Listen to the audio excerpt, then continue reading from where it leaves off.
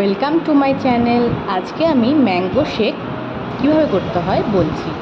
আমি দুটো আম ছুলে নিয়ে হাত দিয়ে মিক্সির মধ্যেই একেবারে ডিরেক্ট দিয়ে দিচ্ছি।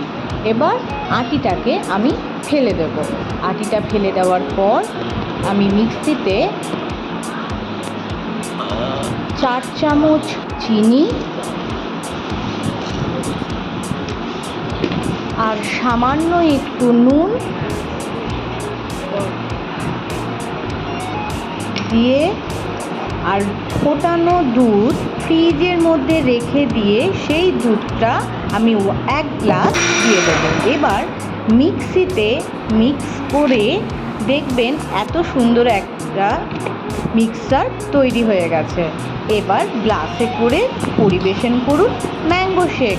ভালো লাগলে অবশ্যই শেয়ার করবেন, কমেন্ট করবেন এবং সাবস্ক্রাইব করবেন। টাটা।